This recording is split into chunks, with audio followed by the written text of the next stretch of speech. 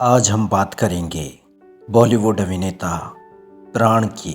जी हाँ, उनके बारे में हम आपको कुछ दिलचस्प जानकारी देंगे।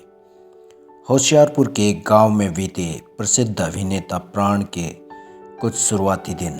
बॉलीवुड में एक दौर ऐसा भी था जब लगभग हर हिंदी फिल्म के स्टार कास्ट में लिखा आता एंड द प्राण।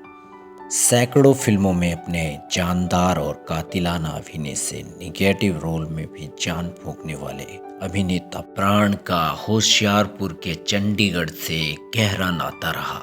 जिला होशियारपुर की तहसील गढ़शंकर के गांव भैरोवाल को फिल्म अभिनेता प्राण का पैतृक गांव होने का गौरव प्राप्त है। प्राण चाहे मुंबई में बस गए थे, लेकिन उनके नज़दीकी रिश्तेदार आज भी उनके साथ बिताए अतीत को भूल नहीं पाते। प्राण का असली नाम था प्राण किशन सिकंद। उनका जन्म पाकिस्तान के लाहौर में हुआ था। उनके पिता केवल कृष्ण सिकंद व दादा नारायण सिंह तो इसी गांव में रहा करते थे। प्राण के पिता कपूरथला में कार्यरत थे, लेकिन सारा परिवार भैरोवाल में ही रहता था। प्राण ने एक फिल्म लाखों में एक में अपने गांव का पता भी बताया था कि उनका गांव जिला होशियारपुर में भैरोवाल है। मरते दम तक रहा इंतजार। प्राण के रिश्तेदारों ने बताया कि एक बार 1975 में वह अपने गांव के कुछ लोगों भजन सिंह, अर्जुन सिंह व गुरबख्श सिंह के साथ प्राण के मुंबई स्थित घर पॉली हिल खार में गए थे। वह कुछ दिन वहां पर रहे। प्राण अपने काम में अत्यधिक व्यस्त होने के कारण उनसे ज़्यादा नहीं मिल पाए, लेकिन उनके साथ कुछ समय जरूर बिताया, जिसमें परिवार की यादों को ताज़ा किया। इसके बाद गांव लौटने पर कई बार प्राण से पत्र व्यवहार हुआ। गांव के स्कूल के कुछ अध्यापकों ने भी उन्हें पत्र लिखे। प्राण ने पत्रों के जवाब भेजे। लंबा समय बीत जाने के कारण धीरे धीरे प्राण से संपर्क भी कम होने लगा था।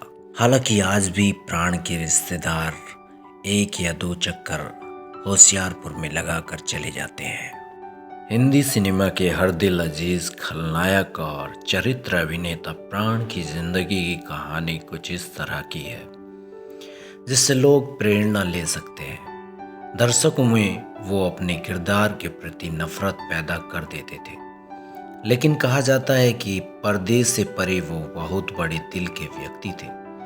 बंटवारे से पहले उन्होंने अपना करियर बतौर फोटोग्राफर शुरू किया था और फिर इत्तेफाकन उनकी मुलाकात एक फिल्म निर्माता से हुई।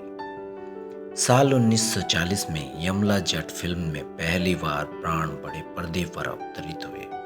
यह सफर 60 दशकों तक चलता रहा। अभिनेता प्राण की जिंदा दिली और संजीदा मिजाज को उनके चाहने वाले लोग बेहद पसंद करते थे। उनका जन्म एक सरकारी ठेकेदार लाला केवल कृष्ण सिकंद के घर 12 फरवरी 1920 को दिल्ली में हुआ था।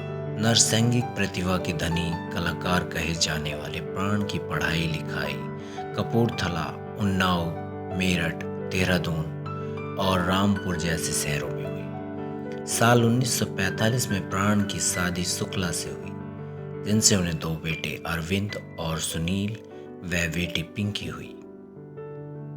बंटवारे के बाद अभिनेता प्राण को अपना फिल्मी करियर मुंबई में आकर दोबारा से शुरू करना पड़ा। मुंबई में प्राण को कई दुश्वारियों का सामना करना पड़ा।